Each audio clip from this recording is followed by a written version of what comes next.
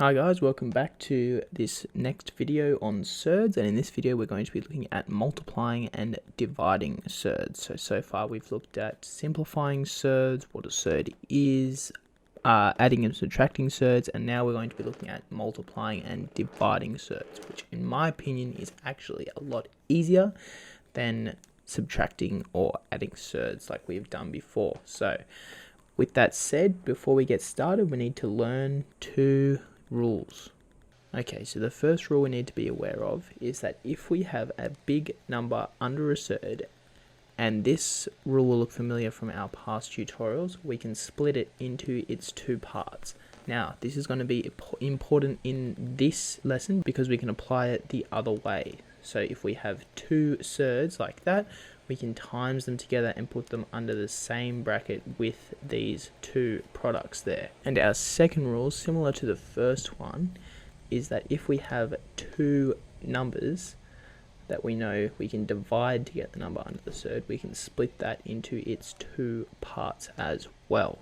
But rather than a times symbol, we have a divide or over symbol. So with those two rules in mind, we should be able to get started on this exercise. So just to give you an example of these rules in action, let's first have a look at root 7 times root 5. So our rule says that these two, so if we have root x times root y, because remember it goes the other way, we can put root x times y like this. So in this case, our x and our y are 7 and 5. So 7 times 5 is 35, so we can say that this is root 35 if we want to. So if we have 12 root 90 over 3 root 10, remember what we can do is we can always split up these fractions into their parts. So we have our SURD part and we have our normal part. So this is our normal here.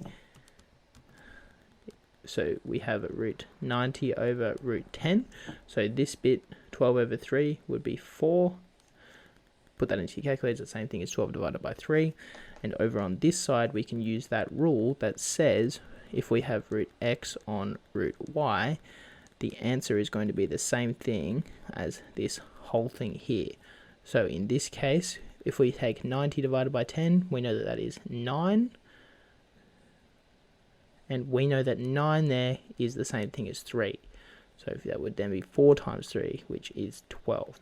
So notice there with that last example, we need to make sure that we are looking out for that extra simplification step at the end, or even at the start if it makes things easier.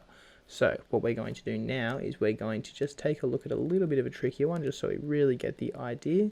So let's say we have 5 times 4 on 12.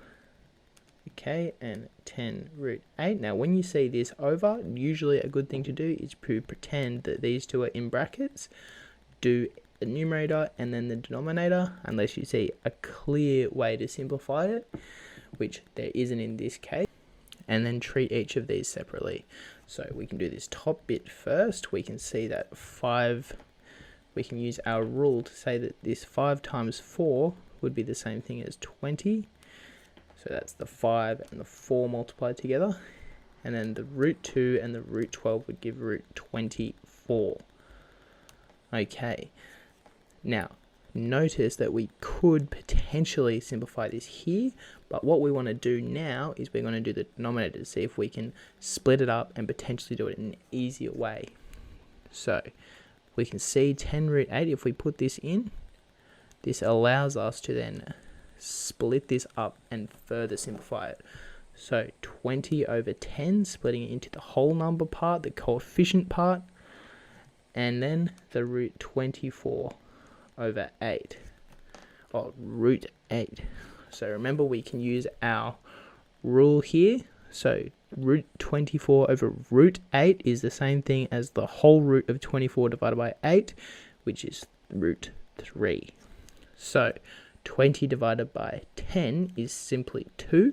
So our total answer would be 2 times root 3, which is the same thing as 2 root 3. So just watch out for that extra simplification step. I would have gotten the same answer if I would have simplified here, but sometimes it's easier just to leave it for now and then bring it back to the end.